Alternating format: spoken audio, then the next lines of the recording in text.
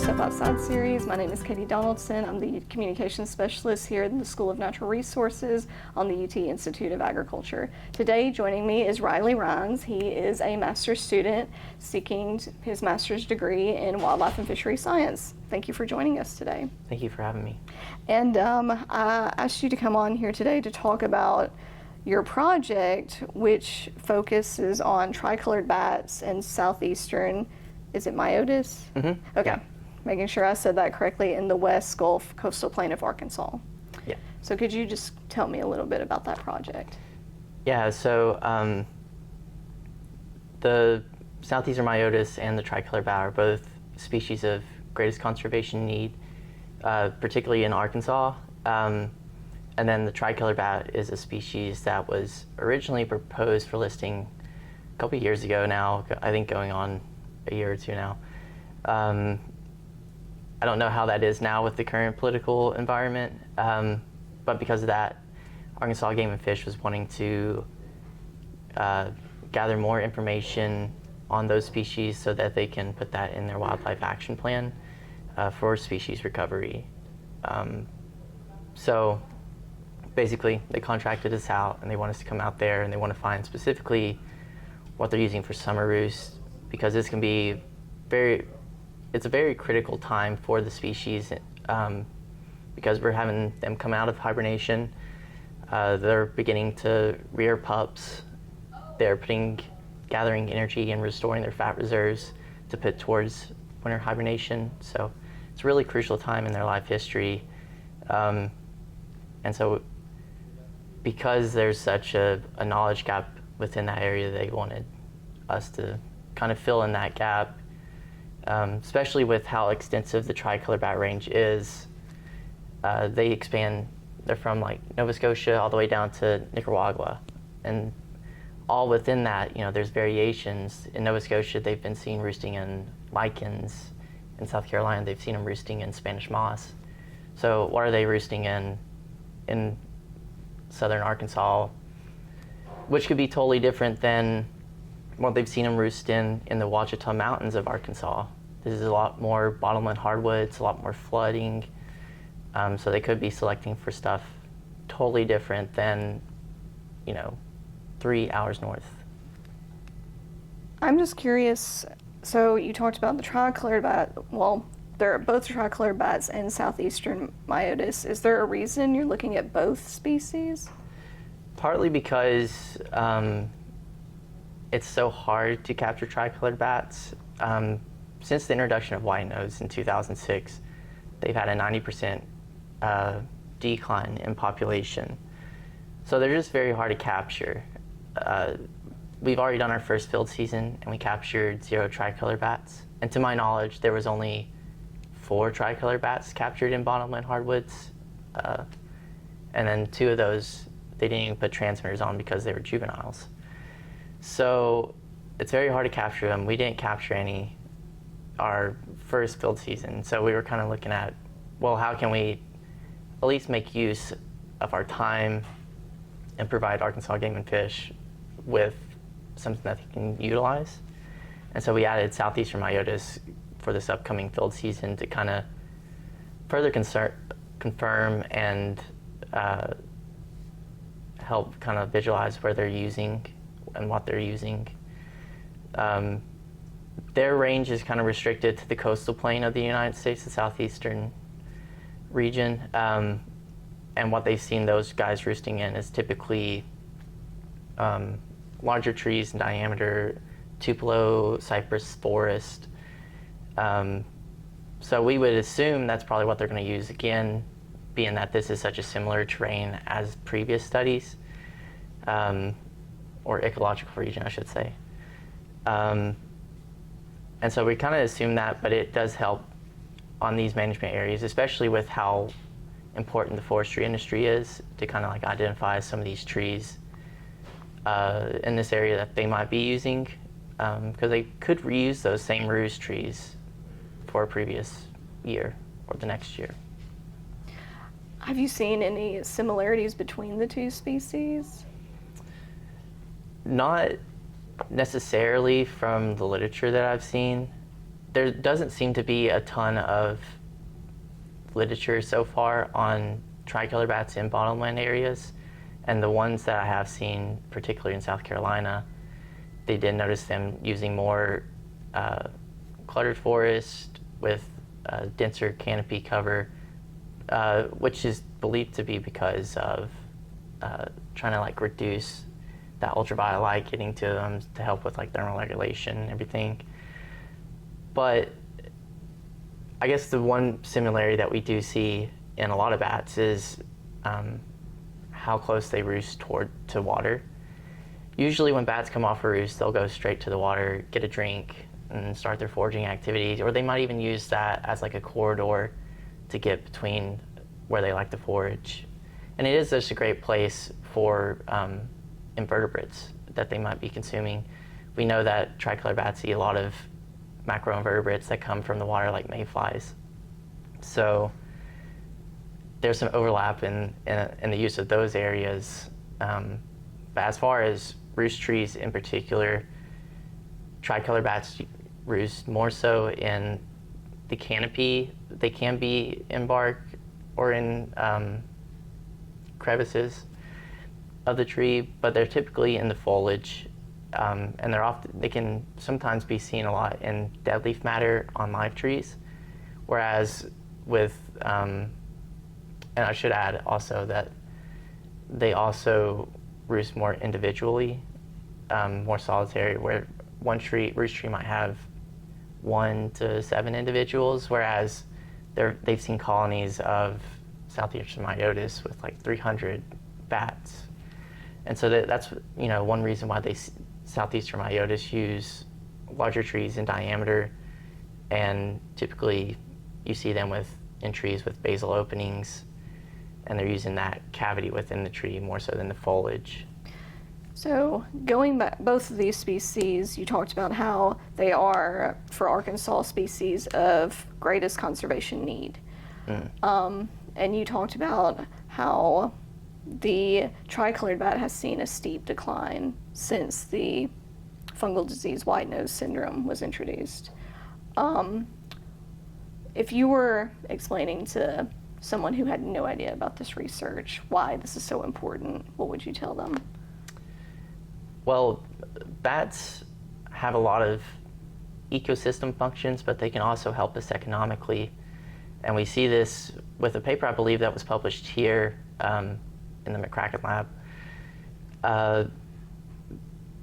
Bats can help reduce pests for agricultural reasons. And I think that figure is like $28 billion in agricultural pest control. And all of our bats here in this region of North America are insectivores, so they're all can help consume those species. And that's like the main thing that people kind of say, this is why bats matter. But they're also ecosystem engineers, and we see this when they go into the cave systems. Other than other animals that might be using the cave as a temporary area to shelter, bats are going in and out continually, dropping guano, and that provides cave obligate species with things that they may need. And so it's kind of like that interface of kind of bringing the outside world into the cave that kind of, designs a whole, or sets up the building blocks, I should say, of another ecosystem. So those are important reasons that why we should care about bats. Pest control, ecosystem engineering the caves. And then if we were to look beyond the scale of Southeastern North America, we could see bats doing seed dispersal. We could see bats doing pollination. So they just have a lot to offer because they are so diverse. They're the second most diverse group of species in the mammal world behind rodents. So there's a lot of things that they can offer us on that front.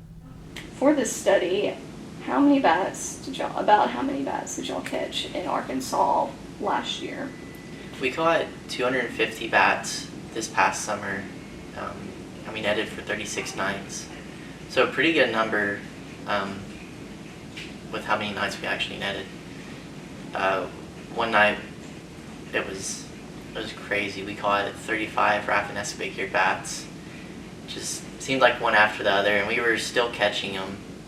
We're supposed to leave the nets up 5 hours to stay within like U.S. Fish and Wildlife regulations. You can net beyond that, but typically 5 hours is what's recommended and what's told to us. And we were trying to pull the net down, and we were still having them fly in. But based on the time of year, we must have put the net right under a roost tree, and the juveniles had just become bolder, so we were catching a lot of those guys as well as their moms. So that night was pretty crazy, and contributed to a lot of the captures that we had overall. We also had like a wide range of species biodiversity. We had Southeastern myotis, Seminole bats, red bats, evening bats, big brown bats, and Raffin big-eared bats. So just a little bit of everything except for tricolored bats, which is what we needed the most. Mm-hmm. which was a hard pill to swallow. I thought it was like a numbers game. When I was seeing how many we were catching most nights while we were averaging, and then it just never came. Yeah. And you're going back to that same area this summer? Yes. Yeah, I'll be netting some new areas within the region, like Vezendal National Wildlife Refuge and a couple different wildlife management areas. But yeah, we'll be in that same ecological region, still in the bottomland hardwood areas, and seeing what we can hopefully net. And we plan to net a few more nights. We've added like a whole month to the project out there, so hopefully that will produce something for us. About how long would you say it takes for you to go through all the data you collect? Well, with the data that we collect, it doesn't take too long because we're mostly just taking biometrics of the bats. So, forearm length, weight, sex, reproductive status, wing damage, which is looking at kind of like scar tissue and things like that on the wing membrane, which is more of like a measure of white nose syndrome. White nose syndrome. And seeing, how damaged that wing membrane is. Other than that, we're not really taking too much more from the bats. But if we did capture a tricolored bat or Southeastern myotis now, we put a transmitter on, track that for the life of the transmitter, which could be about a week. And then we would take, if we're able to successfully find the roost tree, then we would take vegetation data of the roost tree and a roost plot, and then we'd also do that for a random, so that we can kind of eliminate bias and kind of like get a broader perspective of everything statistically. And so that's the plan if we were successful in capture. So at that point, it probably would take quite a minute to sift through all of that data, and then also do the statistical aspect of everything. But just for like the biometric part, it doesn't take too long. What is the terrain like for these areas that you go into? So we're focusing on bottomland hardwoods. So it's very swampy. So there's tons of bugs. Sometimes, there's a hatch, and so you have a bunch of mayflies over you. That's okay if you're okay with them, like getting in your mask and under your glasses or something like that. But typically it's just swarms of mosquitoes, I feel like. Which is a little bit less fun. I feel like we kind of just stayed in bug spray that whole summer. Some of the areas, typically not over creeks and streams that we netted, But if we were adjacent to like an oxbow lake or something that was a little bit bigger, you'd see alligators, water moccasins. So there's a lot of occupational hazards in the swamps, but it's also just a very lively place, which kind of makes it worth it, because you are running across a lot of snakes. Like we saw a mud snake this past year, and then we see tons of different frog species. So it's, even though it's a tough terrain and an area to work in, if you can get past the heat and the humidity and the bugs, then you're able to see a lot of cool things happening at night when the sun goes down. Just you mentioning all those bugs makes me think about that question about why bats are so important. Yeah, I mean, we actually, funny you mentioned that, we caught a red bat, an eastern red bat, early on in the night, like just off her roost, and I think she did not weigh much for a red bat. She weighed like 8 grams, I think. And then we caught her, I think, 1 or 2 hours later, and she went from 8 grams to 13 grams. And that's all just from consuming insects. Mm-hmm. She might have just consumed a really big beetle, but I mean, it could have been a ton of mosquitoes or mayflies or whatever it may have been that she was pursuing that night. Yeah. That's wild. Yeah. And a great example of Yeah. Yeah. Yeah, they consume a ton. I can't think of the number, but there's papers out there that have the metric tons that bats consume of insects, and it is really astonishing, like how much they do consume. And I often think if bat numbers were at their historical level, what they should be and what they used to be, how much reduction in pesticides could we have? Like, could we maybe not be pesticide free, but how much more could we save on money not using pesticides, or how much could we help other ecosystems that pesticides affect by, having that historical number of bats? That's always something I think about. Mm-hmm. And it just kind of like highlights the importance of, protecting these species and these environments so that we can ultimately benefit for the greater good. For this project specifically, did Arkansas approach y'all about the project, or were they seeking, I guess, a research team to do it? Yeah, they were seeking a research team. To my knowledge of how it operates, Arkansas Game and Fish was given money by U.S. Fish and Wildlife, and with the intention of it being put towards species of greatest conservation need. And then they kind of, I guess put out a job posting sort of situation, and then professors and contractors, they'll bid on that. And so Emma bid on that and ended up getting it. And then she goes and starts looking for a grad student to undertake that project. And so that's how I ended up getting to that position. How did you get interested in this type of field work?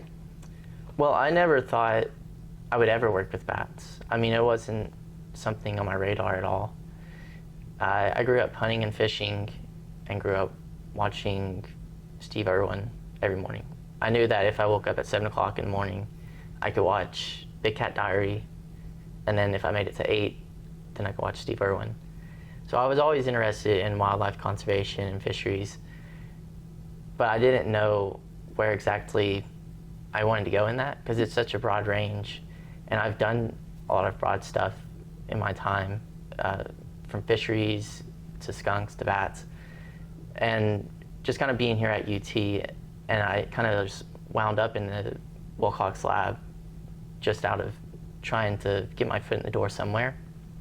And it just kind of snowballed from there, because you end up making all these connections and doing more bat stuff, and then you keep the connection, And then next thing you know, you're getting your master's doing bat research, and it's something you never thought you would be doing.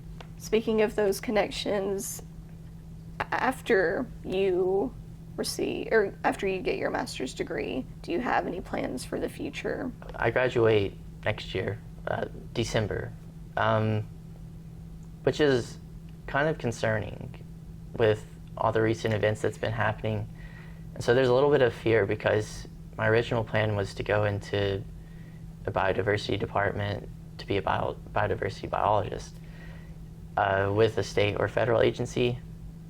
And historically, that was seen as the position that you got, and you're set for life, you're in it, you're safe.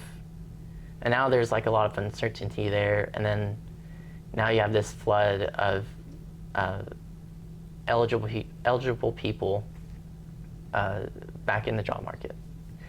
So it's kind of like an uncertain time. I'm not really, I guess, dwelling on it or looking to it intently right now because of that reason. If everything works out, I can still go that path. But if I have to, work a job here or there until I get there, that's okay with me. It's a great way to, I guess, looking at it on a more opportunistically kind of way. It's a great way to travel, meet new people, and maybe do new things and work with new species. So we'll see. Yeah, I know what you mean. A lot can change in a year, and hopefully it's for the better. Yeah, that's what I'm hoping for, and I know that's what a lot of my colleagues are hoping for. But these jobs do matter, and they are important. And I think the American people really care about these jobs and want these jobs to succeed and do good things, because it's hard to separate the American mindset from nature. I mean, the American mindset kind of encompasses existing with nature, and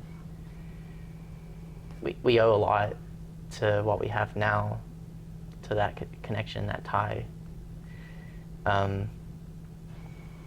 So I think it will get better in time. I don't want to say end it on a positive note, because you're right in saying that, the job market is very uncertain right now. A lot of things are very uncertain right now, unfortunately. Yeah. Mm-hmm. So I'm trying to think of a way to... Yeah, I know. It's a gloomy topic. You hear a lot of people talk about in this field eco-grief, and the feeling that what you're doing amounts to nothing, you're not making any progress, everything's against you. And you just can't get into that mindset, because then those people do win, and then nothing does get done. And so it's hard to try to not get into that mindset, but you just have to keep grinding and think, well, the little bit that I am doing is still a good cause, and I'm still fighting for these species and their right to exist on the landscape.